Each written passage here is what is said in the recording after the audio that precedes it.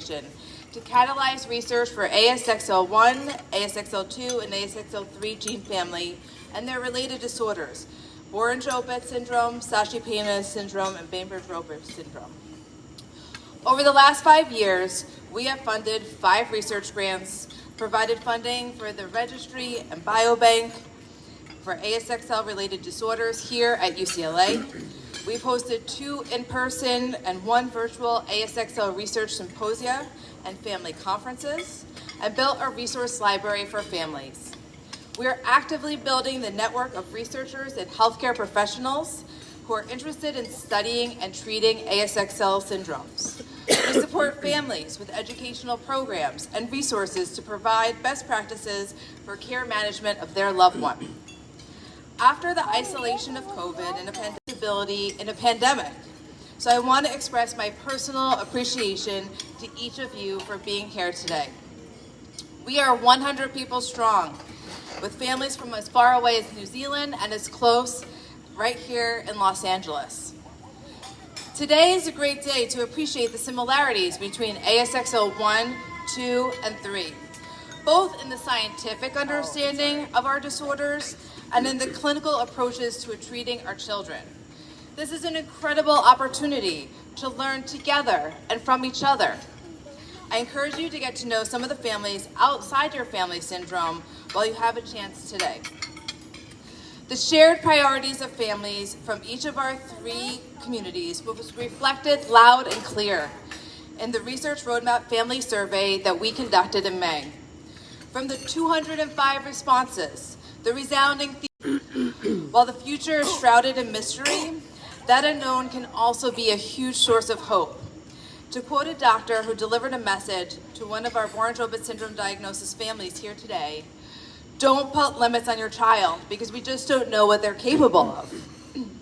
We know there's a huge spectrum of our children's abilities, behaviors, and medical challenges. Today you're going to hear from and meet families from every part of that spectrum. That was intentional, as we chose speakers to represent the continuum of challenges our families face every day. While each of our children have different needs, today you will hear lots of ideas and approaches to build your toolbox and strategies to discuss with your child's care team. I also want to thank each of you who has found a way to participate in research that is going to drive our community forward while you're here.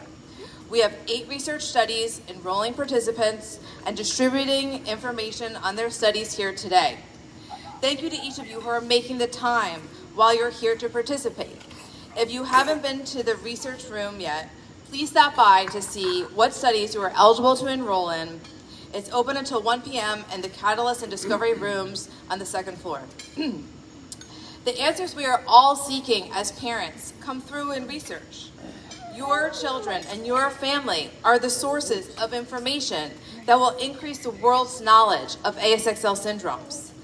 Thank you for sharing your data, whether that be a blood sample, a facial picture, or a questionnaire, and contributing to the body of knowledge that we so desperately need. To the researchers and doctors who are here with us as well, thank you for your interest in our children, and thank you for being here on the Family Day to learn from us. Thank you to our partners and friends at Leo's Lighthouse and the Boren-Jobert Syndrome Foundation who are hosting a session today at lunch.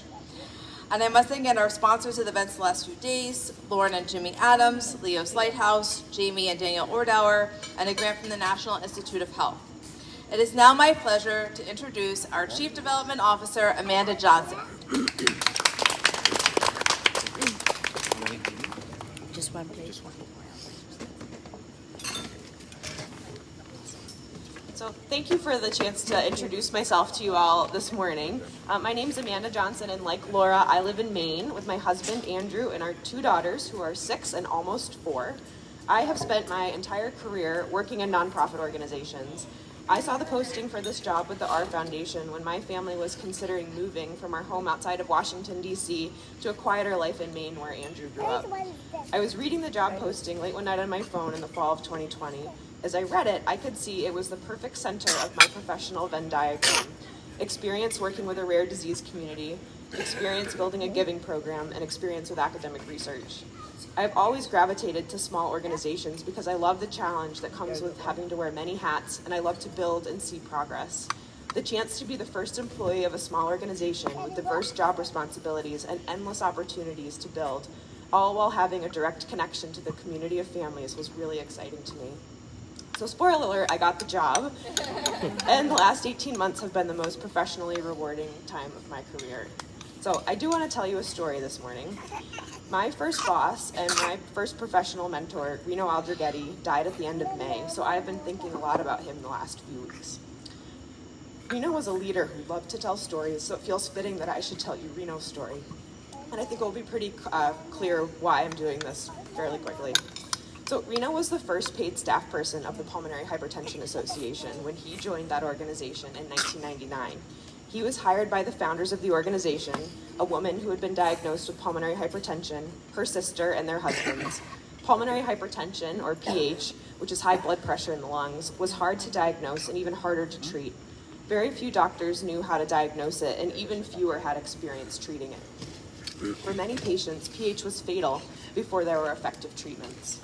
So Reno became the Pulmonary Hypertension Association staff of one, and then he did what he did best. He started building. Over the next 16 years, in partnership with the board of PH patients and family members, he grew the organization to a staff of nearly 40 people. He cultivated relationships with patients, doctors, and researchers to build a research and medical infrastructure that now includes accredited centers of excellence models, a PH-specific medical journal, and at last count, well over a dozen FDA-approved therapies for pulmonary hypertension. He rallied the patient community to fundraise for research, and as pharmaceutical companies started to see promise in PH drugs, he scooped them into PHA's orbit as funding partners of PHA's patient and medical education programs. The heart and soul of PHA's programming was and is a biennial family meeting and scientific sessions that continues to bring the patient, medical, and research community together. Among other things, biological samples collected at that conference over the years have paved the way for the genetic understanding of PH and the further advancements of treatments. Reno had no direct connection to the PH community when he started working at PHA. He didn't have a child with PH. He wasn't a doctor, he wasn't a scientist. But at his funeral last week, the room was full of people from the PH community who Reno would consider family. I wrote to him after I accepted this role last January, and he wrote back, "I wish you the creative excitement of building something where there was little before you came. It's somewhere between an art and a science." And so I am here to build with you. There are so many success stories of rare diseases that started small and had few answers for their communities, but with the right combination of leadership, community building, collaboratively sharing data, and deep engagement from patients and families, they have been able to put their rare disease on the scientific map and have found answers for their loved ones that were once elusive. So I know what's possible for this community, and we need your help to get there. The partnerships we need to build, the resources we need to generate, the research we need to fund to improve lives is tremendous. It is more than one staff person and even the most committed board can do on their own, and we will need your help to build this. Think about how you can get involved.